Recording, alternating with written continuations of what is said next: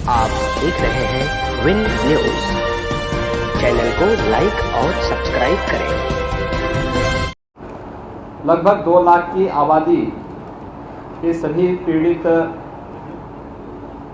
परिजनों के प्रति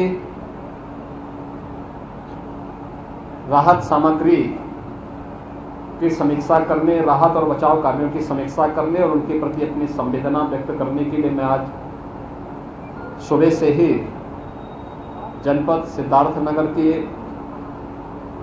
इटवा, सोहरतगढ़, डुमरियागंज, बांसी होते हुए अब नौगढ़ में आया हूं।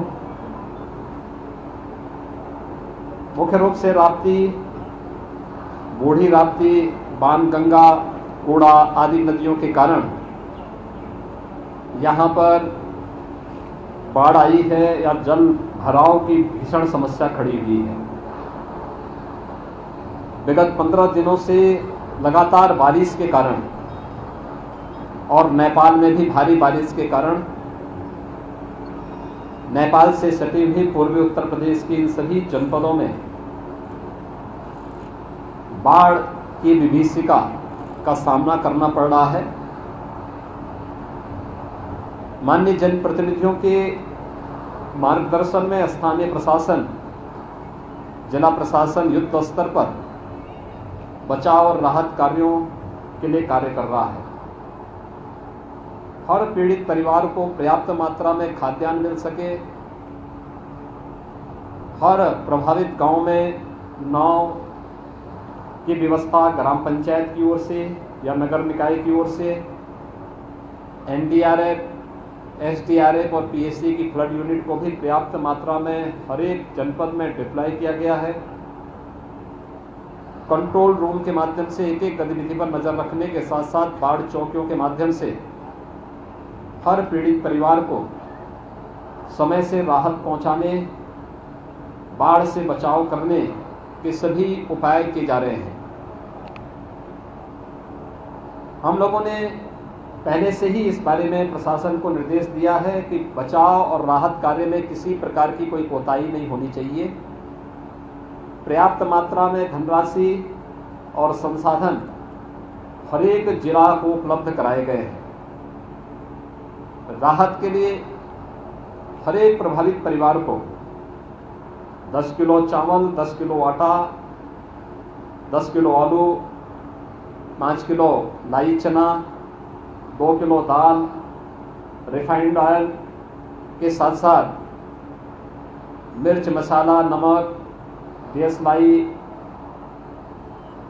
और भी अन्य सामग्री जो एक घर के लिए, किसी भी पीड़ित परिवार के लिए आवश्यक है, सभी सामग्री उन्हें उपलब्ध कराई जा रही है। ये भी व्यवस्था दी गई है कि जहां पर किसी पीड़ित का मकान ध्वस्त हो जाए उसको तत्काल 95,000 रुपये उपलब्ध करवा दिए जाएं। आंशिक रूप से क्षति होने पर भी उसे सहायता देने की व्यवस्था की गई है। इसके साथ ही नदी में धारा की चपेट में आने से अगर किसी पीड़ित का मकान उसमें विलीन हो गया है तो उसे मुख्यमंत्री आवास योजना से भी आच्छादित करने के निर्देश दिए गए हैं। किसी व्यक्ति की दुर्भाग्य से इस आपदा में मृत्यु होती है तो उस परिवार को, पीड़ित परिवार को 4 लाख रुपए की सहायता तत्काल उपलब्ध हो जाए। इस सीजन में जल जमाव और बाढ़ के कारण सांप, बिच्छू, जंगली जानवर और कुत्तों के काटने की शिकायतें भी आती हैं।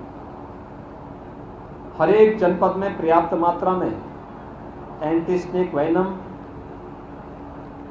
और एंटी रेबीज वैक्सीन उपलब्ध करवा दी गई है। किसी को भी दूर न जाना पड़े, स्थानीय स्तर पर यह सुविधा हर एक पीड़ित परिवार को उपलब्ध हो सके, इसकी पूरी व्यवस्था की गई है।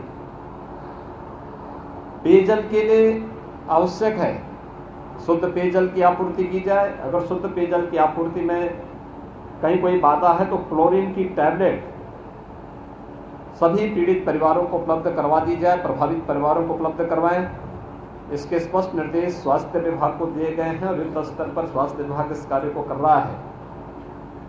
जल भराव और बाढ़ के कारण डायरिया, हैजा आदि की शिकायतें अक्सर देखने को मिलती हैं, तो उसके लिए ORS के पैकेट भी हर एक पीड़ित परिवार को उपलब्ध करवाने के लिए उपलब्ध करवाए जा रहे हैं। बाढ़ के कारण खड़ी फसल को भारी पैमाने पर नुकसान हुआ है। अकेले सिद्धार्थनगर जनपद में 400 गांवों के में खड़ी फसल किसानों की खराब हुई है या बाढ़ की चपेट में आई है। प्रशासन को स्पष्ट निर्देश दिए गए हैं कि तत्काल इसका सर्वे करवा लें और सर्वे करवाने के साथ इसके तत्काल बाद उन सभी परिवारों को जो भी आवश्यक मुआवजा है ये उपलब्ध करवा दिया जाए। पशुओं के लिए भी चारे की व्यवस्था, दवा की व्यवस्था और उनके लिए हर संभव सहायता करने की व्यवस्था का प्रावधान कर दिया गया है। प्रशासन को ये भी निर्देश दिया गया है कि किसी भी स्थिति में किसी को भी कोई भी पीड़ित अपने को उपेक्षित महसूस न करें। उन सब के प्रति संवेदनशील व्यवहार, संवेदनापूर्ण व्यवहार होना चाहिए और जनप्रतिनिधियों के साथ मिलकर के राहत और बचाव कार्य को युद्ध स्तर पर आगे बढ़ाने का कार्य किया जाए।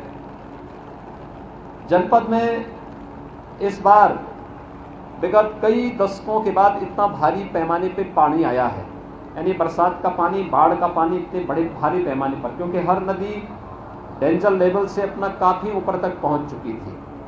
राप्ती नदी यद्यपि स्थिर होने के बाद पानी उसमें अब थोड़ी गिरावट की ओर चल रहा है, लेकिन यहाँ पर जब पीक था तो वह डेंजर लेवल से 1.5 से 2 मीटर ऊपर बह रही थी। ये चीज़ें दिखाती हैं कि कहीं न कहीं बाढ़ पहले विगत वर्षों की तुलना में काफ़ी ज़्यादा है, लेकिन समय पर सरकार के द्वारा उठाए गए कदमों के कारण तटबंध की मरम्मत और उन पर बचाव के कार्य जो समय पे हो गए थे, ऐसी 11 परियोजनाओं को समय पे पूर्ण करने के कारण व्यापक पैमाने पे जन और धन की हानि को रोकने में मदद मिली। लेकिन अभी इसमें बहुत कुछ किया जाना है। इन्हीं सबको ध्यान में रख करके प्रशासन के स्तर पर पूरी व्यवस्था की जा रही है। मैं आज की इस अवसर पर एक बार फिर से सभी बाढ़ पीड़ितों के प्रति अपनी संवेदना व्यक्त करता हूं और यहाँ के स्थानीय जनप्रतिनिधि, स्थानीय प्रशासन पूरी प्रतिबद्धता और पूरी ईमानदारी के साथ यहाँ पर बचाव और राहत कार्य में लगे हुए हैं। बचाव और राहत कार्य संतोषजनक ढंग से आगे बढ़ रहा है। हर पीड़ित की पीड़ा के साथ हमें खड़ा होना है और उनको हर प्रकार का सहयोग मैं उन्हें आश्वस्त करता हूँ कि सरकार उनकी पीड़ा के साथ उनके साथ खड़ी है। किसी भी प्रकार की असुविधा किसी भी पीड़ित को न होने पाए, सरकार इस मंशा के साथ कार्य कर रही है। भारत सरकार भी लगातार, आदरणीय प्रधानमंत्री जी भी बाढ़ जैसी इन आपदाओं से बचाव के लिए बराबर निगरानी कर रहे हैं। इसमें राहत सहायता देने में अपना योगदान दे रहे हैं। बाढ़ के बाद जो कार्य होने हैं वह है मुख्य रूप से किसी भी प्रकार की जल जनित और विषाणु जनित बीमारियों को बचाव के लिए 5 सितंबर से 12 सितंबर तक एक विशेष अभियान हर जनपद में प्रारंभ हो रहा है, जिसमें वरिष्ठ अधिकारियों को हर जनपद में इस कार्यक्रम की निगरानी के लिए भेजा गया है, जिसमें स्वास्थ्य विभाग, नगर विकास, ग्रामीण विकास और पंचायती राज, महिला और बाल विकास, ये सभी विभाग मिलकर के इस कार्यक्रम को आगे बढ़ाएंगे, जिसमें स्वच्छता, सैनिटाइजेशन, शुद्ध पेयजल छिड़काव और प्रत्येक परिवार की स्क्रीनिंग करते हुए स्वास्थ्य की सुविधा उपलब्ध कराने, इंसेफ्लाइटिस, मलेरिया, डेंगू, कालाजार, चिकनगुनिया जैसी बीमारियों से बचाव करने के लिए, डायरिया, हैजा जैसी बीमारियों से बचाव करने के लिए बृहद अभियान प्रारंभ होने जा रहा है। मुझे विश्वास है कि सभी के सहयोग से न केवल बाढ़ में हर पीड़ित परिवार को राहत प्रदान करने, बल्कि इन सभी विषाणु जनित और जल जनित बीमारियों से बचाव करने में भी हम सब एक साथ मिलकर के इस लड़ाई को जीतने में सफल होंगे। बहुत बहुत धन्यवाद।